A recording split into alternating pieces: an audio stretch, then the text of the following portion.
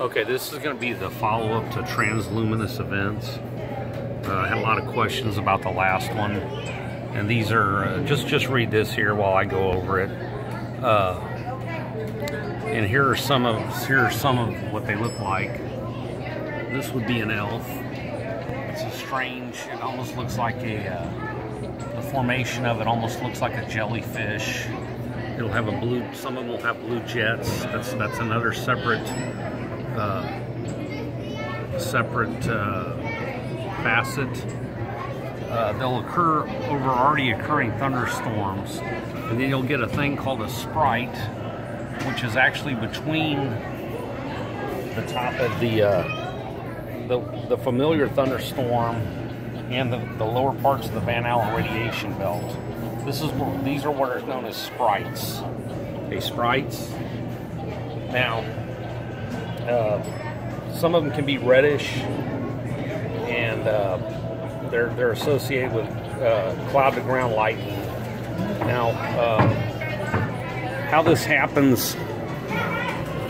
You've got a normal thunderstorm,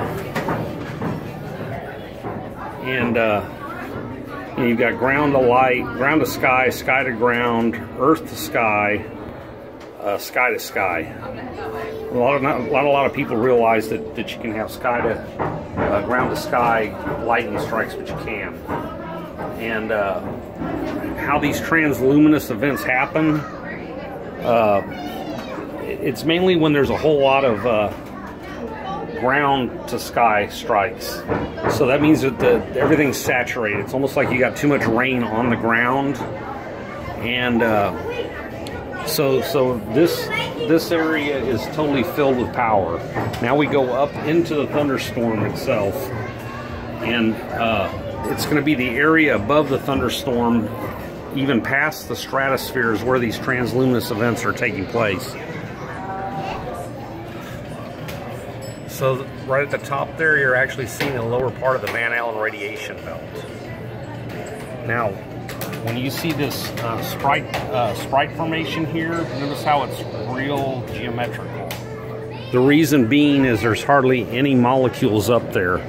When a lightning storm, when a bolt's coming, it's got what they call ladders and return strikes, and but there's just not that many molecules of air. So what'll happen is they'll be magnetized, and they'll move in geometric patterns because they'll be straight. The charge will actually hold them in a line, and they'll form geometric patterns. Now, remember, these things are so high up in the atmosphere that you're not, they get mistaken for UFOs, because they're actually, some of them are as you know, they're 13 miles up in the air, and they're miles long. So they can look like a UFO from, they can look like a close UFO from real far away, because they're so large. It's an event you're not even aware of. So you mistakenly misrepresent the size because it's so large and so high up. So with the laws of perspective on your eye, it's much like when you're looking down a hallway, and it looks like the doors vanish into each other. It's a law of perspective with your eye. And the same thing happens when you're looking at something that large, that far away, and that high up. It appears to be like a UFO because it's a geometric pattern, but it's not. It's magnetized lines that are going to appear like spacecraft, but they're not.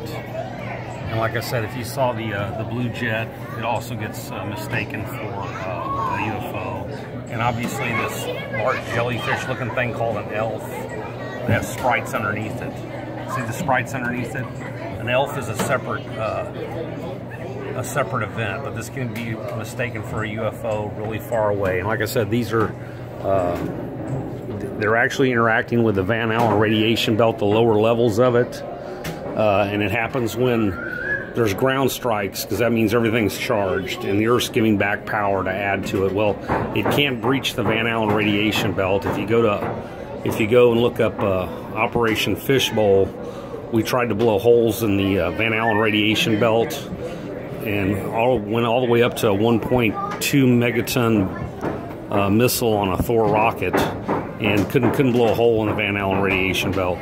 So it's a feedback stroke from the Van Allen radiation belt, and you know, there's different ways that the lightning obviously goes, but it's bleeding off power as it goes up what they call ladders and return strikes, and it's building up higher and higher and higher up. And so that power has to go somewhere. Well, there's less molecules in the upper atmosphere and more lines of magnetism, so it makes more orderly shapes would be the best way to put it. So that's where you get the sprites, the jets. Like I said, there's a sprite. It's above a thunderstorm. Now we're talking some of these, like this one would be about 15 miles high, and it's probably 4 miles long, so you could see this literally 1,000 miles away. Anyway, it gets mistaken for UFOs. Anyway, transluminous events, and look up sprites, elves, blue jets, and that's it. Thanks.